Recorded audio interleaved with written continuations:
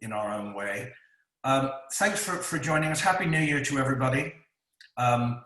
This is a formal, informal meeting. We do have a document that we're going to put up on the screen soon that we'll take you through. And it's entitled How to Be the Best Swimming Parent. You should know that there are a number of us in the coaching fraternity who are parents and grandparents, and we are going to presume to tell you how to be a parent. No, we're not. The whole point is we're not going to tell you how to be a good parent, but we are going to try to help you to be a good swimming parent. And that's two different things. And it's complicated, and it takes a lot of balance, and it takes a lot of give and take. And this forum is designed just to help you. I hope that when it's done, we'll be able to put this document up on the website as a permanent feature, so that if anybody ever wants to access it, or anybody hasn't been lucky enough to come to this meeting, we can point them in that direction.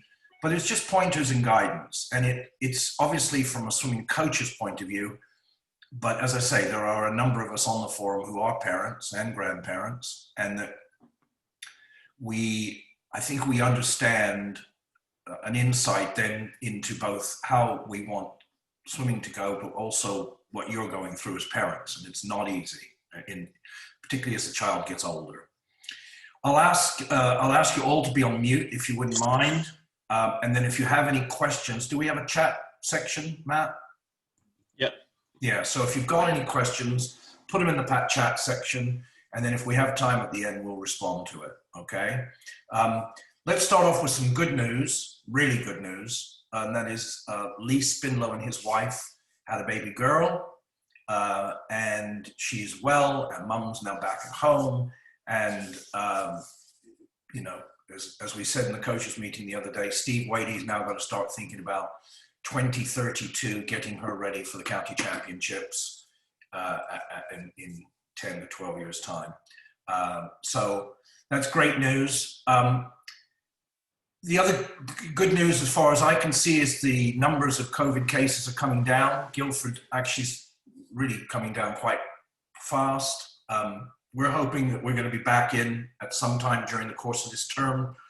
Obviously, we don't know when. We're all at the mercy of the government, and then we're also at the mercy of the pools operator. A little insight into that. We, as a management team, worked tirelessly during the first lockdown to work with both SSP, Surrey Sports Park, and Spectrum in getting them ready to open up. And I would say that without Jeanette Smith and Caroline Wood, who are both on our management team, without them being done the COVID risk assessments that they did and the amount of work they did, we would not have been back in as quickly. Those pools just would not have been ready because they had made so much stuff, many of their staff furloughed, and they weren't thinking how to get people back in the swimming pool safely. So we owe a great debt of gratitude to both Caroline and Jeanette, and they're ready for the next re-entry, which could be anytime. So if you ever get a chance to say thank you to them, I think that would be really appropriate. I think all of our staff are wearing club kit this morning, which is great. Yep, we're all flying the flag, very proud. And so without further ado, let's kick this off, shall we? Matt, would you put up the slides? So this is really about, well, we try to do everything in this presentation, and you'll see as we go along. And we may come across a bit which we want to discuss a bit further, and some of the other coaches will jump in and talk it through. But why don't we move down to the next slide then? So the outcome goals are: what's the time, what's the place? And as your child gets older, we get into County A, County B, regional squad, and then above that, virtually everything's always about time and place. And we have to admit it as coaches, we're obsessed with that as well. However, that obsession is not the right thing to think about. Everything, and we talked about this at the last parents' meeting, if I remember, everything should be based on process goals. Lewis, do you want to just talk us through that? Yeah, sure. So through obviously a swimmer's development as you move through, as Rich mentioned, as you go through the Guildford City pathway, lots of things are geared around the process. Now, I know this word is sort of thrown around quite a lot, but this morning, I just want to give you a bit of an indication of what we mean by process goals. So as you can see on the left, I've just given you a list of some of them. There are more, but it's just a list of some of them. So us as coaches, when we're going to a competition, or even in the training environment where this all starts from, is we could ask a swimmer to work on their stroke count to monitor their efficiency, a certain stroke rate we want them to hit. And then when we go to the competition, they could go and race 100 meters front crawl, for instance, and we could just be interested in how many strokes they take on that first 25. So for us, obviously, the overall goal, or when we swim, we have our different meets, which we're going to go into a little bit later on the further slides. The outcome goals, so the time and the place, are made up of a number of the process goals. And so here, I just want to give you guys a bit of an understanding of what we mean by process goals. And the factors on the left will have an influence on the outcome goal on the right. So it's, as you can see, there's a lot more process things to think about than just the time and the place. Thanks, Lewis. Just to drill down a little bit, Lewis and I were looking at one of his 17-year-old swimmers back in December, who Lewis was getting ready for trying to get into the British European junior team on 800 free. And Lewis asked me to have a look at his technique, his stroke rate, which is how many strokes he takes per minute, and just everything about it. And both the swimmer and the coach have done a really great job in getting him ready. Okay, his stroke rate was right, his length of stroke was right, his stroke count was right. Where I saw a deficiency was his turn. So what happens when you swim a distance event is you tend to want to rest on the turns, okay? That's just a natural inclination for human beings. They don't think about it, you just want to rest. And so his turn speed wasn't quick enough. And so I measured his turn speed, and that is the hand entry to the feet planted on the wall. And we found that it was like 1.5, 1.6. So if you say that in a short course race, how many turns have you got? 800 meters, 31, 32, 31 turns. 31 turns times a half second, you can do the math. The swimmer's going to automatically gain without actually having to put any more effort in. Just don't switch off when you turn. Don't turn the engine off. Make sure that you're focused and concentrated. So that kind of stuff becomes really important. Now, if we take that same concept and we look at the number of underwater kicks, so the fourth item down on process goal, I know that we're working on that process right down in the teaching pool with Junior County B. We're working on that with the tadpoles, right? And doing that in a streamlined way. And so slowly but surely over the years, like watching paint dry, you will see swimmers improve that process. Our ex-national performance director back in the early 2000s, Bill Sweetnam, called the butterfly underwater kick the fifth stroke. It was the fifth stroke for him. And he's written many articles on that. It's very important to us. So that process, the development of that process goes on and on and on every year. And it becomes pretty complicated because you start talking about swimmers going into oxygen debt and how far should they kick on the final turn on a 200 butterfly, and what's the balance between the oxygen debt and the speed they're going to get. It's an ongoing developmental process. Good. We'll move on. Next slide, gentlemen. Right, so Matt, you want to talk us through this? How does this fit into our competition plan? Yeah, so obviously, as swimmers, we go to different sorts of open meets during a normal year. Obviously, this year we've had level X replacing those, and we sort of as coaches put these competitions into three sort of areas. So we've got experience competitions or experience meets. So these are sort of the lower level meets where we just want the swimmers to have fun, learn how the competition works. So these might be your academy galas, okay, down at the younger age groups. We then have process competitions. So we have a lot of these during the year. These are the ones where we go and we want, as coaches, we want our swimmers to execute a certain skill. So it might be the stroke rate that Lewis was talking about. It might be the turns and the underwaters that Richard was just talking about. So swimmers might go into that competition with just the focus on that one area in that race. And we're not really looking at the results. So we're not looking at the PBs. We're not looking about the winning. We're looking at how well they can execute those skills. We then go to target meets. So these are normally meets at the end of the cycles. So sort of December counties or nationals for the older ones, or regionals for my squad, for example, where we're looking to execute as many, if not all, of the process goals we've practiced during the year and get the maximum outcomes. That's where we're trying to swim the fastest, essentially. There's a bit of an example down there below. So men's 100 fly. So your level X meet this year would be that experience where we're just learning sort of how to race again. So it says 2 process goals, could execute 8 fly kicks, breathe every 2 strokes in that third length. You then look at potentially going to a level 3 meet. So Guildford's level 3 meet spectrum, which is a process meet. So we're not trying to swim our fastest. We're trying to execute the best race plan and learn more about our race plan. So you might go 9 fly kicks, see if that's any better than the experience meet. And then you're going to try hold the breathing every 2 strokes for longer.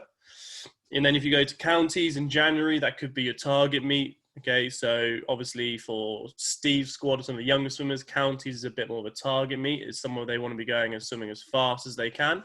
You're going to try and execute 10 fly kicks. You're going to add that, and you're going to try hold on to those breathing every 2 strokes. So you can see how the process goals we've done at the lower level meets add up until when we get to the target meet. That's where we're trying to sort of bring the whole package together and swim our fastest.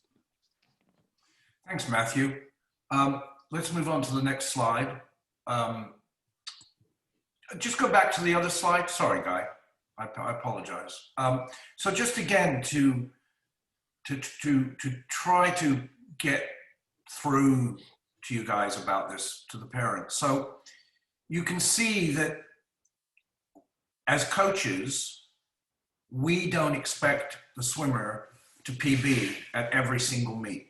It isn't a disaster of biblical proportions if a child doesn't PB at every meet, okay? And here's your problem. You want that because you know that if your child PBs, then everybody's happy in the household. The child is happy. Their self-esteem has shot up. But what we need to try to do as coaches and parents is to be realistic in our goal about this, and realistic in that process is more important, so much more important most of the time than outcome. Obviously, we want the final outcome of the year, or we want several times during the year for the child to PB, but it isn't paramount. Now, I think we as coaches could do a better job in defining to parents and swimmers what we're expecting and somehow getting that message across. If I have 2 kids standing in front of me, and let's say they're 12 years old, I can say to 12-year-old A, the outcome for this meet is for you to develop your stroke count or your kick count. And I don't care what time you do. All I care about is you get the process perfect. You swim this perfectly. The time doesn't matter. And I say the same thing to swimmer B. Exactly the same time. They're standing in front of me. They both don't have cotton wool in their ears. They're both listening to me. Swimmer A may listen and hear me and take it on board. Swimmer B will finish the race, realize they have a PB, and start crying. So I can't control that emotional response. But what I can try to do is to explain as much as I possibly can what we're looking for as coaches. What is a realistic outcome for the race? And I think we can do a better job in telling you parents before each big competition what we're expecting. Because very often I'll hear, unfortunately, parents in the balcony at places like K2 or Wickham or Hillingdon, where we're very close to the parents, they say to the kid, that was a rubbish swim. That was awful. You should be ashamed of yourself. That was terrible. Well, actually, in our minds, it's a really good swim. because it was all process driven. It wasn't about the time. The time was irrelevant. But maybe we haven't communicated that to you. So I think as coaches, we can do a better job in advising you what we're looking for at the meet. And I think we will do that as we go forward. Okay? Good. Let's move on. Right. Steve Wadey, are you around? I'm right here. All right. Can you almost take us through these process goals in training? Yeah, I know I'm springing. Yeah, okay. But All right.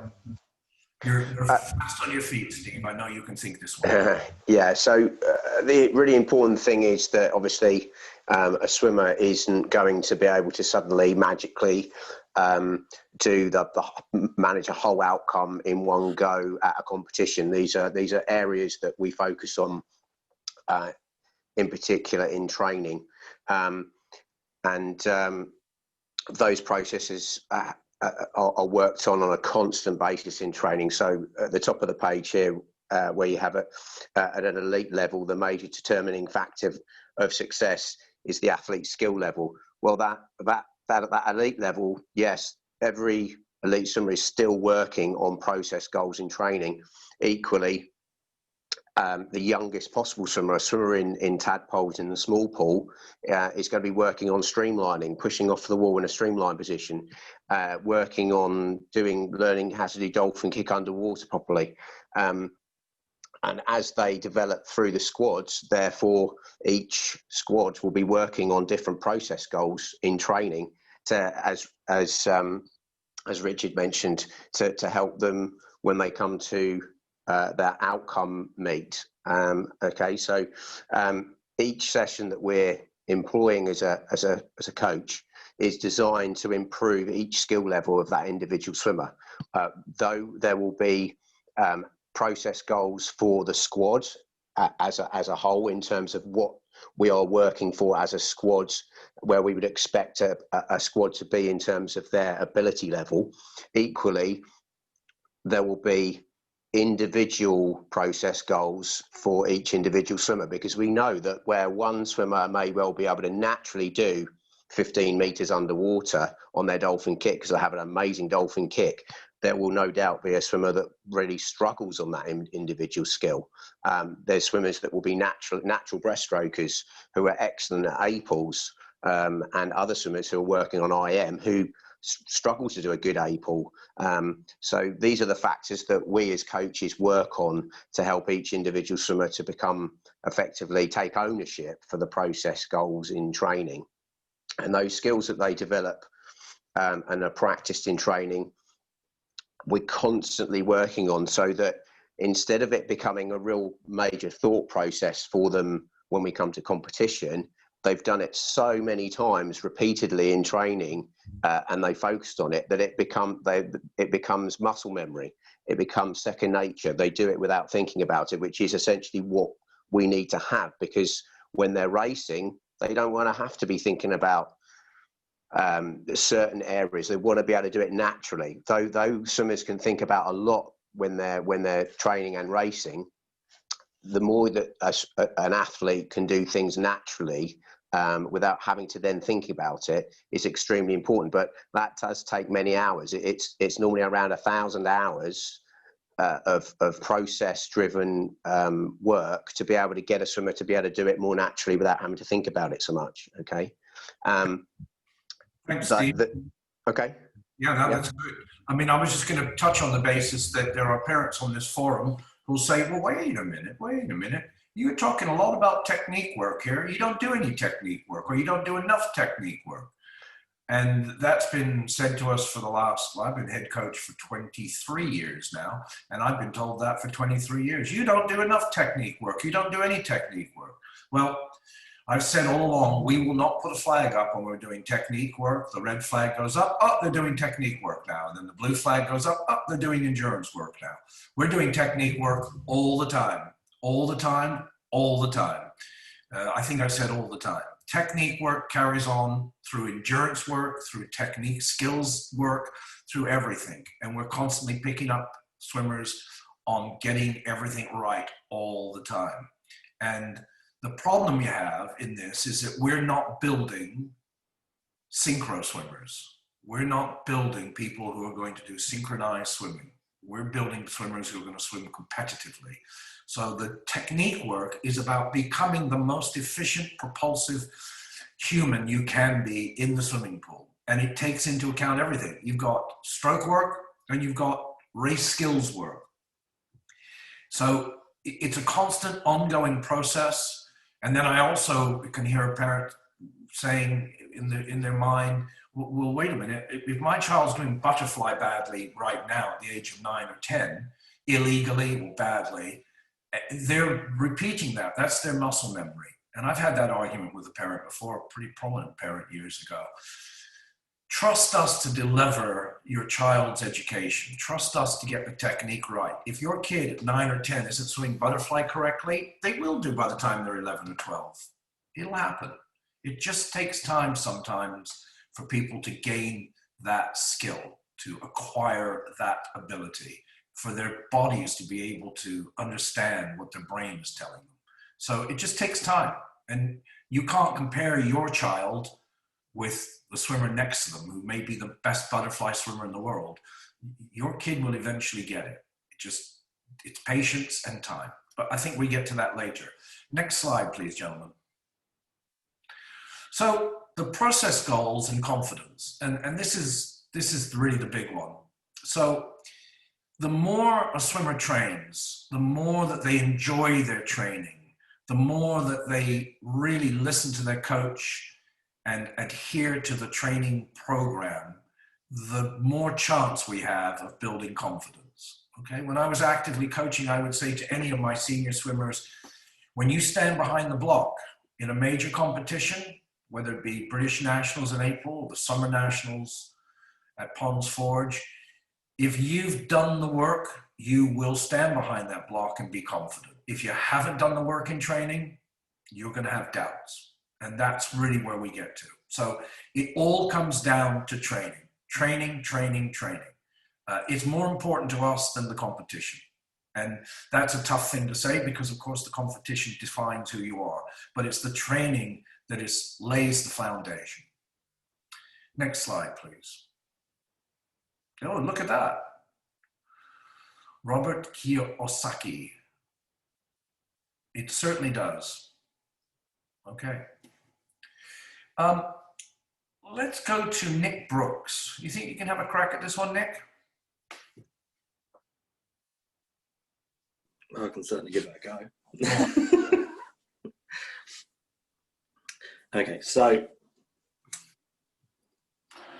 pretty much everything we do in training comes out in some form in the racing environment, because when they're in that race environment, a lot of what's going through their head is all about the actual race itself. So everything they've done in training, they're not actively thinking about it. So So a lot of what happens in training, so for example, attending training on time, staying hydrated throughout the day, fueling yourself so you can actually make sure you go through the training fully. These are all really important factors. And that enables you to actually process that properly when you get to the racing environment.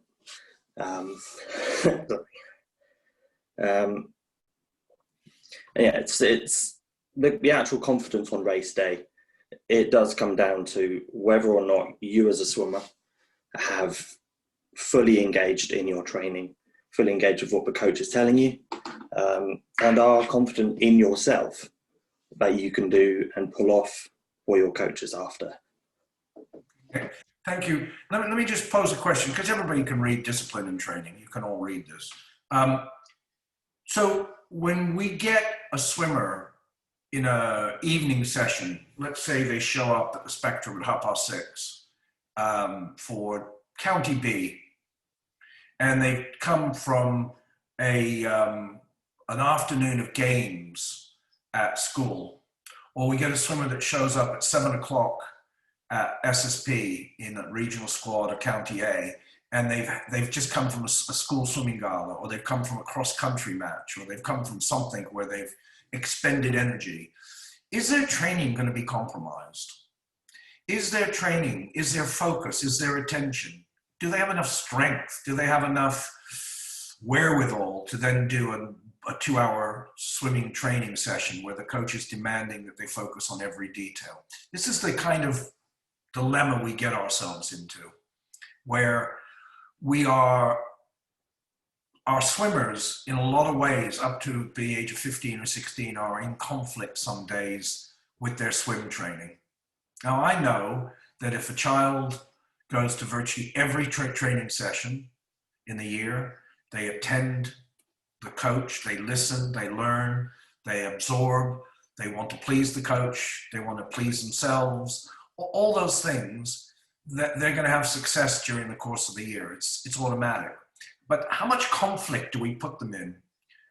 How much conflict are they in between school activities and training? Or sometimes I hear that there are kids who come into swimming on a Saturday morning at SSP and suddenly they're out of the water at 8 o'clock. They started at 7, they're out at 8. I go say to the coach, why is Johnny getting out of the water? He's going to play a football game. That doesn't sit well with me.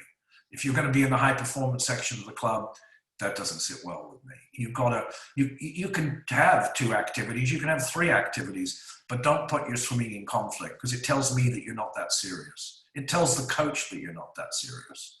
And I know that at 9, 10, 11, that's a tough call, but there are times when decisions are going to have to be made. And if you're in high performance section of the club, we do expect your swimmer to put swimming first as their curricular activity. Okay, so I mean, just saying that out loud, because I'm going to say some unpopular things as we progress through, and I thought I'd start with that one. I think that if there's any questions about this slide, I think people can pose it. I'm just going to digress. No, we'll do it at the end. We'll talk about the age on date, age at 31 December. I'll make a note. Okay, next slide. Is it, oh, mind you, Lewis, do you have any comments on that previous slide, or Matt? I was just going to add that, you know, just examples here of sort of examples for us for like discipline, for instance, like attending training on time, and all those bits that Nick mentioned, and then obviously the bit that we're looking at from the training perspective. So yeah, just recommended pool training hours, the land training hours, and a couple of these ones are quite big for us as coaches. So, you know, working at the right intensities in training, continuing to work hard on your skill development, training all the 4 strokes, and committing to those sessions, and also being a coachable athlete as well. So, you know, having the ability to be able to talk to your coaches about certain technique things, and yeah, just being able to work and develop on their own skills. So we're going to touch on this later, but we assess your child every day of the week. I may not coach them personally, but I pretty much know who they are, because I know them through their coach's eyes, and I get feedback and reports of every swimmer in the competitive side of the club from every coach on a weekly basis. So I know what their progress is, and I know what the coach's perception of them is. And these elements here, all of these things, make up the coach's assessment of your child. So if your kid is not doing land training, that's noted. If your kid is only doing some of the training sessions, that's noted. If your kid doesn't speak to the coach, but the parent speaks to the coach, but the child doesn't speak to the coach about issues, that's noted. All of this stuff is noted all the time.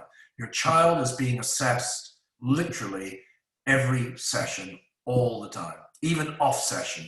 These coaches that are present here and those who aren't with us this morning are the most professional coaches you will find in the sport. They are obsessed with your child's development. So just know that in the background, we're assessing all the time, and we'll talk about that as we get towards the end of the meeting. Next slide, gentlemen. So confidence in competition. If the training is completed to the best of their ability, they're probably going to have a good race. If they can trust the work that they've done and they're excited to express it, they're not too nervous, they'll be smiling. Very often you will see a swimmer behind the block crossing their arms like this and bending over. That tells me that they're going to have a terrible swim. Okay, it's going to tell you they're going to have a terrible swim. They're not showing body language. It's going to give them that is demonstrating confidence. Now, this is an interesting one. Matt, you want to talk about pressure as a privilege? Yeah, I can do. So obviously it says there that pressure for swimmers, and I talk about nerves at the same time, and sort of always say to sort of my swimmers that if you're nervous, it means that you're ready. You understand that there is that pressure to have an achievement at the end of this race, but that's normally because you've shown us that you've done all of these achievements beforehand, and that you've earned, as it says, you've earned the right to be in that regional final, for example, or in that national swim. I mean, obviously, a lot of the people I coach get they're probably their first national swims because of the age groups. And it's understanding that the pressure when you're standing in the call room at Ponds Forge for the first time at 12 years old is it's a privilege for you because you've achieved that in your life. And you've earned the right to be there. So it's okay to feel pressure. It's okay to be nervous. It's how you then deal with that pressure and deal with those nerves. And is there anything that parents can do to help them with that? Or do we get to that in a minute? I'm not sure if you get to it, but for me, it's all about that support, and it's all about understanding where how your son feels in that situation, sort of putting them in your child's shoes and not adding to that pressure. Obviously, we hear a lot of people say, "I'll just go enjoy yourselves, go have fun," and that is a massive part of it. But at the same time, it's not putting the extra pressure of you need to go win a medal. You're going into this final first. You need to win a medal. Anyone in the lane has got a chance. So it's about having the right support for your swimmer in those times. So I think if we go to the next slide. We've jumped a slide. Yep. There you go. So I'm trying to get back on track of how to help parents. So, and the last slide we have sort of gives you some outline of what we think you guys should be doing, and supporting us and helping the child. And I think we're almost there. In fact, I got a feeling, why don't we jump to that now? So can we go to slide 11? There you go. I think we're at that point where we should start bringing this up and try to really talk it through. I've talked in the past about watching a swimmer develop is like watching paint dry. Lloyd Edwards is in there somewhere, and he probably swam until he was 18, 19, and probably swam at university. Probably started when he was 7, 8, or 9. It takes a long time to develop a swimmer, particularly a male swimmer. I mean, boys take a long, long time to develop because they won't hit maturation until their early 20s. Girls, very different. Girls could hit maturation at 14, 15, but boys take a long time. Whatever, either boy or girl, we've got to be patient with their progress. We've got to be coaches, but more importantly, parents. I've seen more swimmers' careers ruined by parents who just didn't understand that patience is the most important thing. Unconditional love, the most important thing. Your child's performance in the swimming pool or on the racetrack or in the exams should not in any way confuse them. That you love them whatever they do. And I know you've got lots of great parents around here, so I'm sure you get that anyway.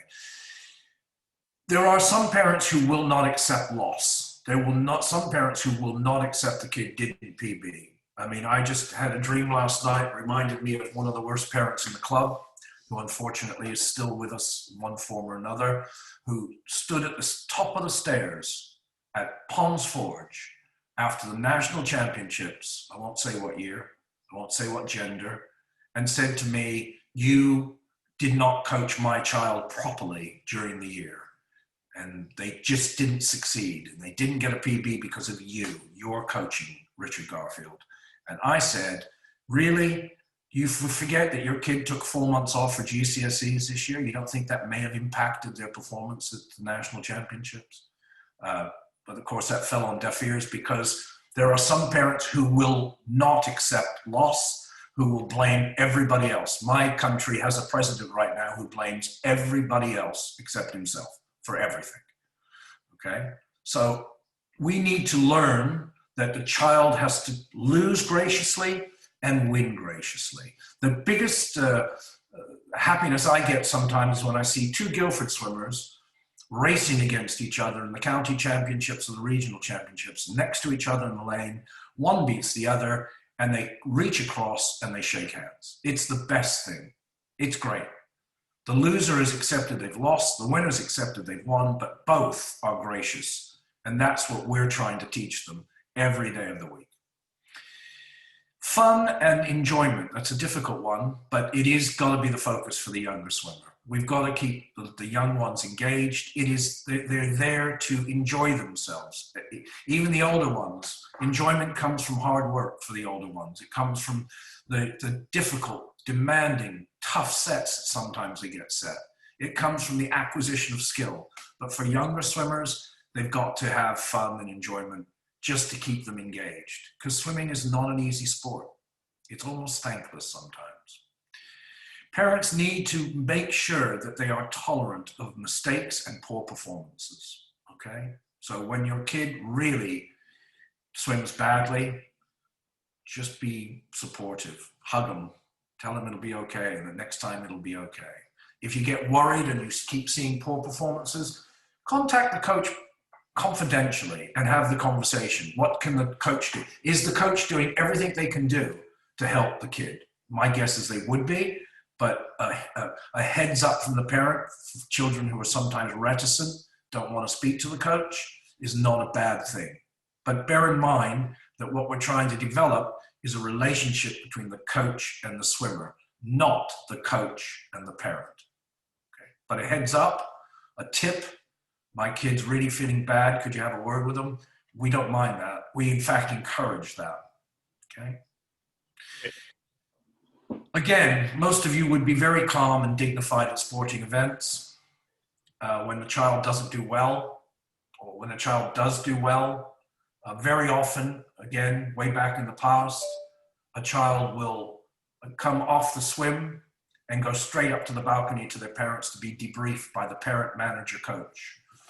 You can imagine how we feel on poolside when we watch this happen. It's not a good optical thing. If your child comes to you after a race before they come to us, I strongly urge you to push them back to the coach. The coach wants to debrief them. The coach wants to have that first word. If they come to you, we've got a problem. Yeah, so the final, is this the final bit on this one? I think it is, isn't it? Number 11? Yeah. One more. No, it's okay. Keep your child is not their performance, love them unconditionally. I think that just goes without saying. But these 4 or 5 different tips, I think, are the essence of what we're talking about here. I think there is another slide, hold on. Yeah, there's. I've just changed it, Rich. Oh yeah, well done. So again, we go back to the process business. You know, don't define success as winning or losing, spelled incorrectly. Define success by the process. You know, what we do as a coach when a swimmer comes back to us after a race, whether they're 8 years old or 20 years old, is we tend to find the good things they did. So you'll try to find 3 things they did well. Even if they're crying and throwing their goggles down, you try to find 3 things they did well, just to show them that you're accentuating the positive. And then we find the half a dozen things they didn't do so well. But it is a balanced approach. Everybody needs to fail. You only know what success feels like when you've been a failure at anything. And as parents, you will know that. You can't protect your kid from it. You've got to let them fail. And failure is, in its own way, successful. Here's a tough one. Avoid comparison and respect developmental differences. So you know as well as I do that you'll have a 9-year-old in the pool who was born in January, February, or March, and that child could be already fully mature, but not really, but they'll be tall and big and strong. And then you'll have the same age group, 9-year-old born in November, December, who's just a weedy little kid who's just not developed or hasn't, you know, got their motor skills refined yet. Everybody's develops differently. I know on this forum we have Mrs. Humphreys, I believe, and I think her brother swam against my son back in 1994, the county championships. And her brother was huge. And the only two boys at 9 years old who medaled in the 200 fly was her brother and my son. And her brother won it by probably 2 lengths. And the only reason my son, who became Spider-Man, medaled was because he didn't get disqualified. But the difference in their development in those days was amazing. I can remember Edward, I think his name was, up against Andrew. Edward was probably about 5'8", 5'9" by then, and Andrew was about 4'2" and looked about 8 years old. Looked 7 years old. I think he was 9. So the development, the difference in development, it just, you've got to avoid the comparisons because everybody develops at a different rate. Everybody. Here comes the really big one. Let us do our job. Don't tell us how to coach. Don't tell your child what to do. I had a go at a parent in the balcony about a month or 2 ago in the Spectrum because they were over the balcony telling their child how to swim. Don't do that. We're going to tell you to stop. We're not going to be embarrassed to shout at you either. We don't want you coaching your child. Even if you're a coach, and I know there's a coach here I've got a lot of respect for on the forum, Ian Welch, who was a very successful coach and was a competitor of mine at Hazelmere for years. I bet you Ian doesn't coach Harry, and if he does, shame on you, Ian. But I don't think you are. I think you're letting us get on with the job of coaching Harry, and that's the right thing to do. Let us coach. You be parents and supportive of both your child and us, but let us coach. And I know that there is at least 2 or 3 mothers in every age group in this club who want to tell their kid how to swim and tell us how to coach them. Also, try not to live vicariously. It's very hard. I've done it. It's very hard not to live vicariously through your children. It's just a natural response, but it's something that I would strongly urge you not to do because in later life, it'll come and bite you. I hope everybody understands what I mean by that. Keep the sport in perspective. Sometimes I've said to parents or people that ask me, why do I do this? Because the job that I do is about building self-esteem.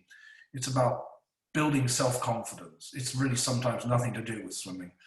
I helped Joe Tierney out when we're allowed to swim on a Saturday morning, Joe, where I get to run a program for the long distance and middle distance IMers. And I set sessions for those guys that are not about swimming. It's about the emotional mountain they have to climb. It's about how you can develop that confidence to be able to stand behind the block. When you only have to swim 1 200 IM in competition, Richard's made you swim 12 200s IM in training that morning. So this is about learning how to deal with adversity, learning how to deal with somebody who is just being very pushy. So pushy that you don't think you can do it, but not too pushy that he knows that you can do it. And that's what the coaches do all the time. Let's just go back to this improving self-confidence, if we can, boys. There we go. So, Lewis, after all that about talking to the parents about being a good swimming parent, tell us about improving self-confidence. Yeah, sure. Matt, can you go back one more slide and then we'll come forward to this one? Yeah, so one of the big things, obviously, just around developing this confidence, it's a bit of a Swim England initiative that's coming through at the moment. And it's about, developing athletes' confidence so that they can then approach competitions and not fear them, be excited by them and be allowed to perform. And so, one of the examples they used and they gave us to help to educate everybody was sort of one of these ideas of a confidence bank. So confidence is past experiences added to the belief that you can cope with new things. So what they want you to do and what they want you to think about is topping up your self-confidence. So quite a simple way to do this is just thinking about 2 things that went well last week, and then 2 things that went well yesterday, 2 things that went well today, and then doing that consistently as you go through. And this is obviously swimming related for us, but you could use it for life if you wanted to, or any other experiences that you want to do that. But in the swimming perspective at the bottom in red here, obviously 2 things that we can improve on the pool and 2 things we can improve on outside the pool. I think if you ask your swimmers to think about those things, you could then have a little bit of a list that they can then work on on a daily basis and a weekly basis to improve themselves as athletes and swimmers. Matt moves on to the next one. Thank you. Yeah, and one of the ways in which improving self-confidence is with self-talk. And yeah, self-confidence is about perception, and it is changeable, and we can manipulate it very well. And the feedback that you get from others and yourself can determine your self-confidence. So with this, it's always really important to remember that you can't control what someone says to you, but you control what you say to yourself. So this self-talk can there be used to boost your self-confidence and make you more confident as an athlete and as a performer. So yeah, all these bits are just tips and bits of advice that you can help with swimmers to help boost their self-confidence on a daily basis. And yeah, just so I'm building on Rich's points that he mentioned previously on those other few slides, is that, you know, us as a coaching team and you as parents as well, we're working together for the same common goal of achieving the best for your swimmers, and also to become better people and better athletes. And I think that's really important to remember as we move forward with this. Thanks, Lewis. So there's a few other things that are not on these slides that I can just bring up briefly. I mean, we're nearly at the end of the hour, believe it or not. Just a little bit of housekeeping. Somebody brought up a question, I think, to Matt last night about what age on day. And I can see that there's a question from Mrs. Biden, which I'll get to. What's the age on day business and age at 31 December? So most of the time, competitions are going to be your child's age as at the 31st of December in the year in which they swim. So right now, we're in 2021. Those people born in 2010 will be deemed to be 11-year-olds. I hope I got that right. The only confusing bit is the youngest swimmers. So if you are a 9-year-old, if you are in your 9th year, which means you're 2012, you would not be allowed to swim at a Swim England competition until you turn 9. Okay, so if you're born on the 1st of January, 2012, 1st of January 2012, you can swim all this year. If you are born on the 1st of December 2012, you're only going to be allowed to swim in an external open meet in the last month of this year. Okay, so the only conflict you get is in the youngest year. You can't swim in an ASA competition or Swim England competition if you are 8 years old. That's the rule. You've got to be 9 and over. Have I got that right, Matt?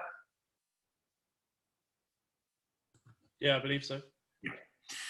So that hopefully answers that question. Just to go on to the question of assessment, because parents very often will write to some of the coaches here and say, when is my child moving up? When is my child moving up? Oh, by the way, when is my child moving up? And the answer is, please don't ask that question, because we're assessing your child all the time. And when we think they're ready to move up, they'll get invited. Please don't ask. We're not missing them out. It's not that we don't notice them. It's not that we're being unfair. Sometimes we just, if they haven't moved up, it's because we don't think they should move up. It's as simple as that, okay? Or we don't think they're ready. And we will outline what we think they need to do to get ready. But we won't move them until they're ready. It's not fair on them because we think they'll flounder in the squad above. We think that they won't cope with the work. It just got to trust our assessment. As far as competition is concerned, let's assume that we go back soon. 1st of March, middle of February. The first competition that will come up externally, if we're allowed to, if the pandemic allows us to, if the national governing body allows us to, will be the regional championships for the older swimmers. It's 12 and up, I believe. And those dates are already in the calendar, but they're also with the caveat that they may not run the competition because of COVID. We have a meeting next week with the Surrey organizers of the Surrey County Championships. And I had a long meeting, private meeting with the manager of that yesterday, and they're planning to hold the county championships, if they're allowed, from the middle of May. That will go on through, I think, to the end of July. There'll be 3 weekends in that time frame. They will be level 1 meets, and they'll be held long course. What we agreed yesterday, again, if the national governing body allows us to, is that this will be pretty exclusive this year. There'll be fewer swimmers because of COVID. And we and other clubs would be allowed to hold our own level 3 short course meets on the same weekend. So we try to include everyone in competition, except, here's the trick question, not the 8-year-olds, because they're not old enough to swim yet. Okay. So we're intending to run a level 3 meet at the Spectrum, I would say, between February and July, maybe several level 3 meets. Until you get that information, we're still planning to hold our Racing X meet so that swimmers will still have a chance to race. Okay. I'm just going to look at my notes. Right. I'm going to finish up. I mean, before I finish up with my summary, are there any questions here from parents that we need to resolve, Matthew? The nervous energy one? I've sent you one in the chat box. Can you see that? Yeah, I can see it, yeah. For young children, that one. Right. Fun and enjoyment feelings also come from social aspect during the training sessions. Strokes and drills is what matters, not the social aspect, which is demotivating for children. Okay. Yeah. I don't see that. I mean, if your child in the younger age groups is demotivated and not enjoying it, I'd have a word with the coach, but I don't see it. I go to the Spectrum and I watch the kids in the teaching pool. I see them very motivated. I see them having fun while they work. You know, the best thing that we can do as a coach is for the kid to work hard and have fun at the same time. And I don't see, maybe I'm not going there the right night, or maybe the coach is only doing a good job because I'm standing over their shoulder with a stick. That's a joke. I just see, since we came back in July, the first re-entry, July and August, I've just seen nothing but incredible, robust, dynamic swimming, fun, children enjoying themselves. If secretly they're not, and maybe swimming's not the right thing for them, or maybe we're not the right club for them. That's possible. You know, we can't please everybody. So, you know, I would just say, if your kid's not happy, have a word with the coach, but be careful. And I'm going to talk about that in a second. I'm just going to have a look. Oh, I've missed it. Hold on. Yeah, of course. You know, we're going to get on to, I'm not going to labor the fees business because we're running a swimming club and we're paying people and we've got operational costs. But if anybody's having difficulty with paying the fees, or they want to be considered for a bursary, they just have to write to Liz Simmons. Just reach out to Liz Simmons. So I'm going to wrap this up. I want to thank all the coaches for being here. I want to thank all the parents for being here, particularly Mrs. Flug, who still wins the Icon Award, because we don't see Mrs. Flug, we just see her notice.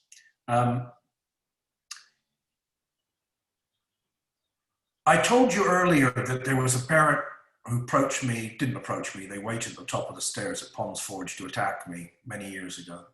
And that still lives with me today. We are really sensitive creatures. We may appear to be very tough and offhand, particularly me, but we are sensitive. We take this job incredibly seriously, okay? I think that every child is going to be an Olympian. That's probably my fault, is that I want every child to be the best they can be, to reach for the stars, to aspire to be the greatest in the world. And very often, by having that aspiration, they become the best swimmer at school. And so their self-esteem shoots up. And the children look at them and say, their peers look at them and say, you're the swimmer, aren't you? Or you're a better swimmer than I am, you know, or you're the best swimmer in the class. It's an amazing feeling to have that part of who you are. Okay, everybody needs that in their life. Some people are lucky they have lots of those things, but being a swimmer, you stand out. Okay, and you'll find that the more that the child swims, the more the child trains, particularly at Guildford City, the fitter they become. And then when they have to play rugby, which they're useless at, or hockey, which they're useless at, they still get to be in the first teams at school because they're stronger and more endurance strong than any other child in the school because they're swimmers. Here's what I would ask you to do. It's a request. Please don't tell us how to coach. Please don't coach your child, but please don't tell us how to coach. As soon as you cross that line and send that email that starts telling us how to coach, it normally means the end of your child's swimming career at Guildford City. We then start noting that within a year or two, you won't be a swimming parent at Guildford City anymore. And the reason is because you're not happy with us, all right? If you're not happy with us, we get it. Maybe it's time not to be with us. Try one of the other clubs. I understand that there are other clubs in the vicinity, and I will not mention them, although I think one of them is called Woking, the other one's called Rushmore Royals. They're very nice clubs. They're not Guildford City. If you're not happy with us, if your kid's not happy with us, please find a place that they will be happy. I mean that. I'm not being facetious now. We may not be the right place for them, or you. Normally it's you as a parent. Please don't tell us how to teach at the younger end of the club. We know how to teach. We've been teaching for years. Even the youngest teachers know how to teach. I'm completely enthralled by the helpers on poolside, at the Spectrum, in the teaching pool, who are brilliant. And I will mention them. Maya Hicks is a brilliant teacher. Freddie Clark is a brilliant teacher. And they're just two of them. These are young ex-swimmers, some of them are currently swimming, who are just great at what they do, okay? They're passionate about what we do.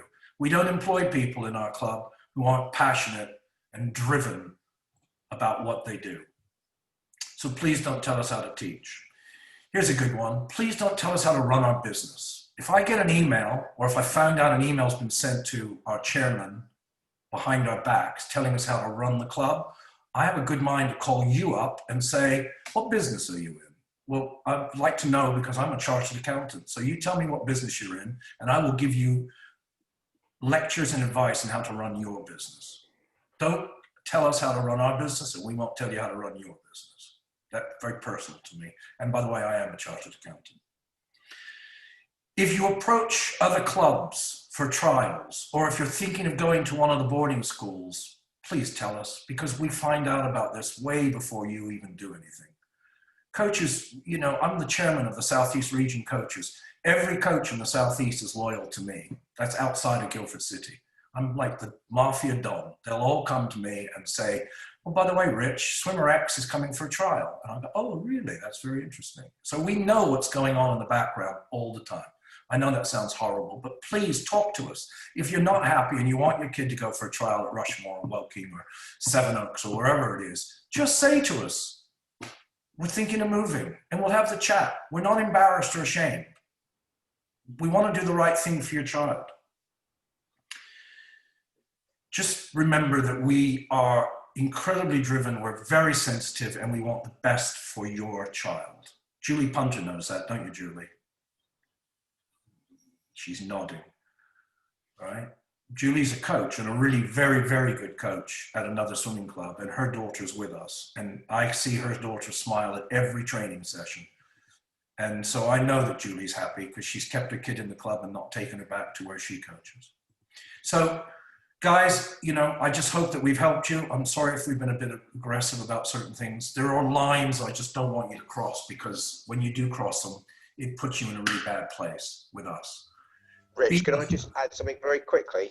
Uh-oh, Wadey's going to talk. Yes. Well, just want to add that this isn't just about the swimming. The things that your children are gaining from what we're working on with them are life skills. They're not just swimming skills. So these process areas are helping them also with the process things that they will be developing in life. And we often, the majority of our swimmers that come through, that we particularly Richard and I and some of the coaches that have been at the club for a long time, they come back and thank us. You know, I regularly, well, when we're out of lockdown, have bump into people and that thank us about the time that they were maybe going through a difficult patch and we helped them with them and processes that we worked on with them that effectively have made them very successful professional people. So I think that there's more to this than just the swimming in terms of what we've gone through this morning. Thanks. So let me just finish with a really nice note. I got an email this morning from Lee Spinlow, who's not here with us this morning. And he got this text from a new swimmer that he's acquired from Portsmouth. And she says in her text to Lee, I just got an email about the results for level X and I'm ranked first for 18-year-old girls 50 breaststroke in the country. I know that there weren't many that took part, but I'm still really happy with the time as it's the fastest I've been for 2 years. I just wanted to say thank you again for the last few months of training. I've really enjoyed it. I look forward to getting back in the pool soon. Congratulations on your new baby. Let's leave it at that. 18-year-old girls doing a PB after being plateaued for 2 years is the kind of news that everybody needs. And remember, the good news is that Lee's had his baby and she's a swimmer already. Take care, everybody. Thank you for attending. And we'll be announcing in the next meeting, which I hope will be in a couple of weeks, and what the subject will be. I promise we won't lecture you too aggressively. We'll be talking about nutrition and hydration.